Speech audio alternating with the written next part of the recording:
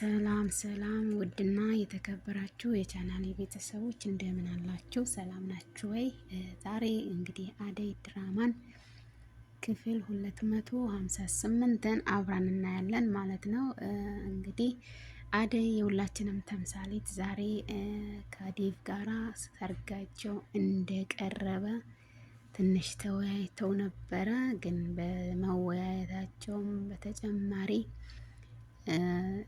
ደስታቸው እንኳን ሳይጨርሱ ዶክተር መጥቶ ሊጠይቃት መጥቶ እንደተመለሰና እንደመለሰው ሲነግራት በመሀል አቋርጣ ዶክተርን ፍለጋ አቀናች ማለት ነው። የሁላችንም ተምሳሌት የሆነችው አደይ የድራማው ድምቀት ሰርጋቸው እንደቀረበ ዴቭ ነግሯታል ማለት ነው። ያው ሰርፕራይዝ ነው ያረጋት እና በጣም ነው ደስ ያለኝ። እነሱም ሰርጋቸው ደርሶ እንደነ ሌሊ ተደስተው ማየት እንፈልጋለን። የሁላችንም ፍላጎት ነው እና በጣም ነው ደስ ያለኝ እንደዚህ ሰርፕራይዝ ሲያረጋት። ግን በሰርፕራይዙ ብዙም ሳይቆዩ ዶክተርን መጥቶ ዶክተር ሊጠይቃት መጥቶ ዴቭ ደግሞ እንዳባረረው አይተናል ማለት ነው። ያው ዶክተር በእሷ ፍቅር ታውሯል። ማንንም አላወቀበትም፣ ግን ዴቭ ነቅቷል። ምክንያቱም ለምንድን ነው እንደዚህ የሚከታተላት ብሎ በማሰብ የለችም ብሎ አባሮታል ማለት ነው። ያው ሁሉም በተቃራኒ ሆኗል ማለት ነው። ፋሚሊው ቤተሰቡ አንዱ የሚወደውን አንዱ ይወዳል ማለት ነው። ችግር ነው እንግዲህ የተወሳሰበ አድርጎታል ትንሽ የአደይ ድራማን ቤተሰብ እና ዴቭ ደግሞ ይቀናል ማለት ነው ዶክተርን የእሷ ቦታ በመስጠቱ እሷን በመጠየቁ ይቀናል ማለት ነው ዴቭ። ያው ብቸኛ አፍቃሪዋ ስለሆነ ማለት ነው። በእርግጥ ዴቭ በሌሎቹ ተወዳጅ ቢሆንም እሱ ደግሞ የሚወዳት አንድ አደይ ናት። ፍቅራቸው ዘላቂ ያርግላቸው በሉ። እንዲህ መፋቀር ጥሩ ነው። ተፋቅሮም ደግሞ እስከ መጨረሻ መዝለቅ ደግሞ ያ በጣም ደስ ይላል። ለሁላችንም ይወፍቀን እንላለን። በጣም ነው ደስ አለኝ እና የጫጉላ ጊዜያቸው እነ ለሊ ገና ባህር ላይ ናቸው። ባህር ላይ እንግዲህ እየተዝናኑ ይገኛሉ። ግን ከአጠገባቸው ወይም ደግሞ ከስር ስራቸው ደግሞ እየተከታተለች መረጃ የምታቀብላለች። ግን ለሊም ጠርጥራለች። ምንም አይነት ደስተኛ አልሆነችም። በእርግጥ ደስተኛ ለመሆን ብትሞክርም ደስታዋን የሚነጥቀት የሆነ ነገር አይታለች። ግን ላለማስፎገር በጣም እየጣረች ነው።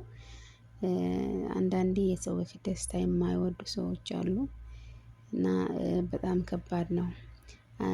እየተከታተለች የጣሉትን እያነሳች ነው። ስልኳን ምን እንደጣለች ነው እንግዲህ ባህር ውስጥ ስትገባ እና እንደዚህ አይነት ሰዎች በጣም ከባድ ናቸው በእውነት። እንደዚህ የደስታ ጊዜ ጠብቆ ደስታን የሚያከሽፉ ሰዎች ከነዚህን አይነት ሰዎች ደግሞ ይሰውረን በሉ እና ፋሚሊው ተያይዟል ማለት ነው። ሩታ በዶክተር ፍቅር ከንፋ እንግዲህ ጫካ ጫካ እየዞረች ነው። ዶክተር ደግሞ በአደይ ከንፎ በመኪና ውስጥ እንኳ ሆኖ መስኮቱን ያያል።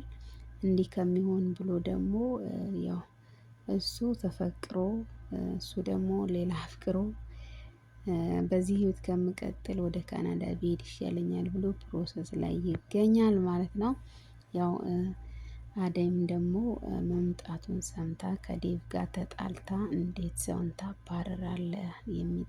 ሊጠይቀኝ የመጣን ሰው እንዴት ታባረራለህ? በሚል የሰርጋቸው መቃረብ ሰርፕራይዙንም ገና ሳይጨርሱ አደይ በቁጣ እንግዲህ ዶክተርን ፍለጋ ሄዳለች። ያው ዶክተርን ፈልጋም አገኘችው።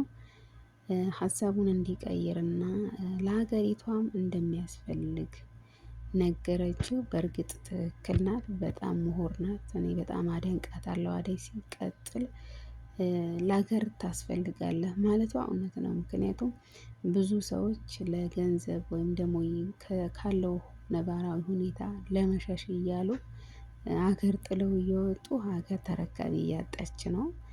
ለዛውም ዶክተር እና ነፍስ አድን የሆኑ ዶክተሮች፣ ነርሶች፣ መምህራኖች የሀገሪቷን ነባራዊ ሁኔታ በማሰብ ወደ ስደት እያቀኑ ይገኛሉ። ይህም ደግሞ አግባብታ እንዲቀር አድርጋለች እና በጣም ነው ደስ ያለኝ በእውነት ልትመሰገኝ ይገባል። ምክንያቱም ለሱ ትምህርት ለሌላውም ይሆናል ማለት ነው። ሀገሩን ጥሎ የሚሄድ ዶክተር፣ ሀገሯን ጥላ የምትሄድ ነርስ፣ እንዲሁም ሀገሯን ጥላ የምትሄድ መምህር፣ ሀገሩን ጥሎ የሚሄድ መምህር ያስተምራል ብዬ ተስፋ አደርጋለሁ። ምክንያቱም ለሀገር ክፍያው ባያረካም ለሀገር መስራት የሚያክል ደስታ የለም እና ለክፍያ ከፍታ ተፈልጎ ሀገር ጥሎ መሄድ እኔም አልደግፈውም። ያው ስደትም ላይ ስላለሁኝ አደይ እናመሰግናለን። ዶክተር ሀሳቡን እንዲቀይር አድርገሻል። እጅግ የሚመሰገን ነው እና ይህ ነው እንግዲህ ሄሉን ታግታለች። ያው ቤዛ እንደምታውቋት የተንኮል እንትን ምን ልበላችሁ የተንኮል ጋን ናት ልበል እንግዲህ ሁሌም የምትጠነስሰው ከሆዷ ተንኮል ነው። ልክ ይሄ እንደ ብቅል አይነት ማለት ነው። በቃ ትጠነስሳለች በሆዷ ሁሌም ተንኮል ብሰራው ምን ባደርገው አጠቃዋለሁ በሚል የተንኮል ጥንሰሳ ላይ ትገኛለች ማለት ነው። ዛሬም አቤን ለማግኘት ሄሉን አግታ አቤን ፍለጋ ላይ ናት። ያው ጥቃት ለማድረስ እና ብዙ ብር ለመቀበል ነው አግታ ቁጭ እያደረገቻት እንግዲህ እያሰቃያቻትም ትገኛለች። ሴት ልጅ ሆና ደግሞ በሴት ልጅ ስጨክን እንዴት ያስጠላል። እንግዲህ በጣም ከባድ ነው። ቤዛ መች ነው የምትለወጪው? መች ነው አንቺ እንደ ሰው ሰርተሽ ማግኘት የምትፈልጊውና የምትመኘው እላለሁኝ። ምክንያቱም ሁሌም በተንኮል በሴራ በውሸት በቅጥፈት ብር ማግኘትና መለወጥን ትፈልጊያለሽ። ይህ ድራማ ከተጀመረ ጀምሮ ከዚህ ቤት ሁሌም የተንኮል ሴራ አያቅተሽም ማለት ነው። ብዙ ጊዜ እንደዚህ ሆነ እንደዚህ ሆነ እያልሽ መስራት አትፈልጊም። በእንደዚህ አይነት ሴራዎች ብር ማግኘትና መለወጥ ትፈልጊያለሽ ማለት ነው። ቤዝዬ እንዳንቺ አይነት ኢትዮጵያን አትፈልግም። ምክንያቱም ሰርቶ የሚለውጣት ወጣት ነው የምትፈልገው። ሴት ልጅ ሆነሽ ለዛውም ወጣት ብዙ ስራ መስራት እንደምትችይ እንደገና ደግሞ በሰው በማገት በመስረቅ እንዲሁም በማጭበርበር ህይወትሽን ገፍተሻል ማለት ነው። በዚሁ ከቀጠልሽ ላንቺ ማደጋ ነው። ግን በዚህ ህይወትሽ ለመውጣት ሞክሪ እንላለን። ምክንያቱም ሴት ልጅ የምትከበረው ባላት ሙያ ሰርታ ቤተሰቦቿንም ሆነ የምትረዳቸው አካላቶች ስትረዳ ነው። የሆነ ነገር ተለውጠሽ የሆነ ስራ የራስሽ የሆነ ስራ እንደምትሰሪ እናምናለን። መቼም የማይለወጥ ሰው የለም። ሴት ልጅ የራሷ የሆነ ስራ ስትሰራ ነው። እንደዚህ አይነት ስራዎች ስትሰራ ክብር ላይኖራት ይችላል። ስለዚህ የሴቶችን ክብር አታውርጂ እንላለን። ሁሌም እንላለን አንቺ ሰው ማቃጠል ነው ስራሽ። እንግዲህ ለማንኛውም በዚህ ከቀጠልሽ ላንቺም ጥሩ አይደለም። ተይ ተመለሺና በራስሽ ስራ ሰርተሽ ለመለወጥ ሞክሪ እንላለን። ሌሎችንም አላስፈላጊ ወደሆነ ቦታ አትጥሪ። አንቺን ተበላሽተሽ ሌሎችንም እያበላሽሽ ትገኛለሽ።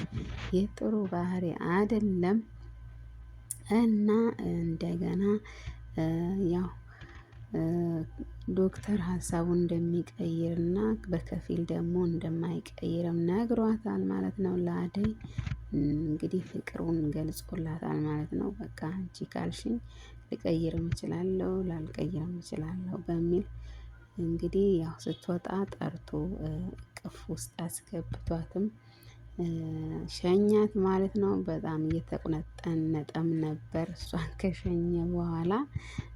እንግዲህ አፍቃሪና ተፈቃሪ አልተገናኙም።